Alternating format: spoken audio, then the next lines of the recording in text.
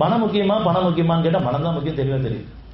அந்த மனசை கொண்ட மனிதர்கள் நம்ம குடும்பம் அமைச்சிருக்கும் பொழுது அந்த குடும்பத்தை எப்படி நடந்துக்கிறோம்? இப்ப குடும்பத்தில் பிரச்சனை இல்லாமல் யாருமே கிடையாது.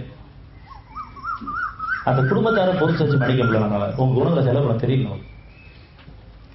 ஒரு குடும்பத்தை நம்ம அமைச்சு கொடுத்த காரணமே நீங்க புனித சம்பாதிக்கிறதுக்காக தான். உங்க குணங்களை செலவு பண்றது, உங்க பொருளை செலவு பண்றதுக்காக. அற்ப பொருளுக்காக அமைதி இழந்துடுறோம், மனசை கெடுக்கிறோம். இதுல யாரும் விடுபட முடியாது, எல்லாமே இருக்கு.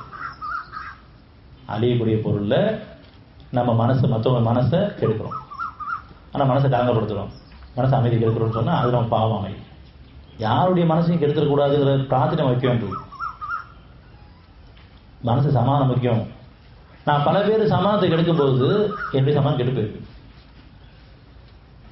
நீங்கள் இது போன்று இருமடங்கு துன்பம் உண்டு பண்ணியிருந்த போதிலும் என்னுடைய பேச்சில், என்னுடைய செயலில், என்னுடைய பார்வையில கூட மற்றவங்களுக்கு அதிகமாக வைப்போம். நம்ம ஒரு முறை முறைச்சோன்னு சொன்னா அவன் அடங்கி போயிடணும். எவ்வளவு நம்ம ஆணவத்தில் இருக்கோம், அதிகாரத்தில் இருக்கோம். எனக்கு பயப்படணும் எல்லாருமே அப்படிங்கிற ஆணவத்தில் பெருமை இருக்கும்போது நமக்கு சோதனை மேல சோதனை, ஆணவம் அழியணும், பெருமை அழியணும்.